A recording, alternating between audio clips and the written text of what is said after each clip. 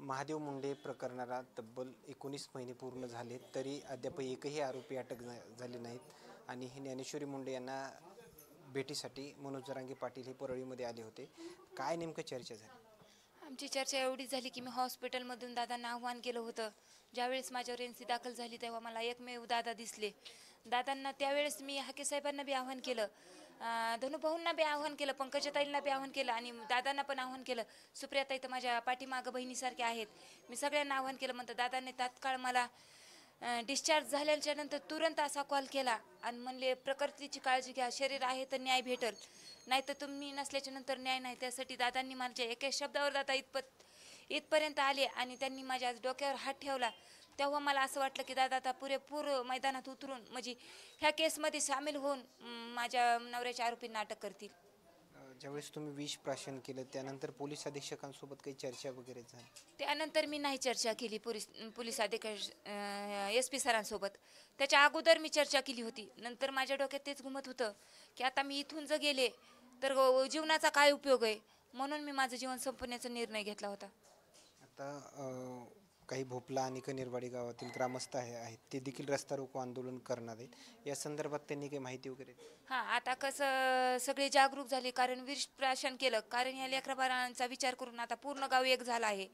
भोपला आणि कनेरवाडी दोन्ही गाव एक झाला आहे। जे कनेरवाडीचे आमचे सरपंच आहेत राजा भोपड, त्यांनी आता निवेदन दिलं आहे, त्यांच्यामार्फत निवेदन दिलं आहे। त्यांनी आता दादा आले तेव्हा जाहीर केलं की मी निवेदन दिलं आहे आणि 25 तारखेला रस्ता रोको आंदोलन आहे कनेरवाडीमध्ये।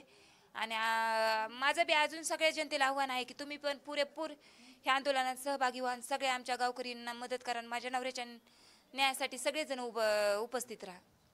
खरं पाहिलं तर हे प्रकरण जे आहे ते अधिवेशनामध्ये देखील गाजलं। मुख्यमंत्र्यांनी देखील यावर स्टेटमेंट दिले।